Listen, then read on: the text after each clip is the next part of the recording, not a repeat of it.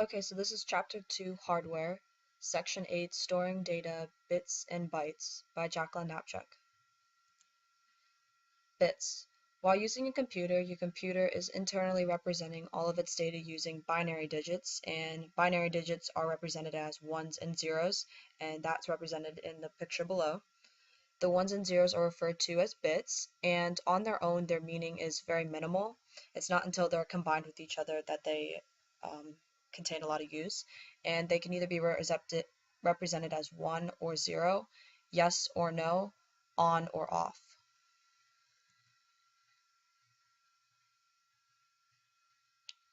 So bytes. When 8 bits are stored together, they form what is called a byte, and the picture to the right shows a bit at the top, and then at the bottom is a byte. And these bytes can then be stored into larger units, such as kilobytes, megabytes, and gigabytes.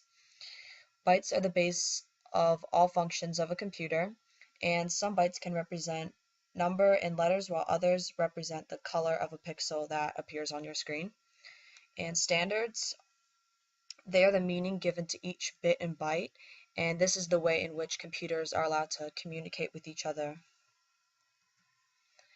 ASCII is American Standard Code for Information Interchange, and it is the standard coding scheme for presenting text using the English alphabet only. And the coding chart at the bottom of the page is all of the possible 128 characters that can be represented by ASCII. And each byte of data displayed on the computer represents a single character, and the characters can be uppercase, lowercase, symbols, and numbers. Unicode.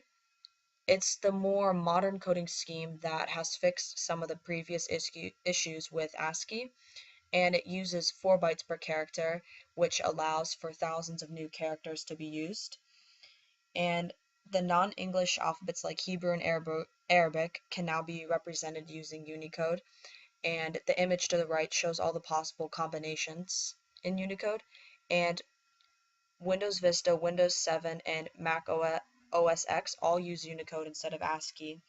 More of your updated and up-to-date computers are going to be using Unicode instead of ASCII because of all of its capabilities. Plain text. ASCII and Unicode are both examples of plain text. They are simply just text. They don't contain words with underline, bold, or bold, and their text font and size are not defined. Programs called text editors save plain text files, and word processors must be used if you want your text features of the words to be changed. And they save the documents in specific file formats which allow for the text to be edited. And at the bottom it shows words that have been bolded, italicized, underlined, and crossed out. And when you save these new text files, rich text format and open document have open publishing rights. They can be used and edited in many different formats.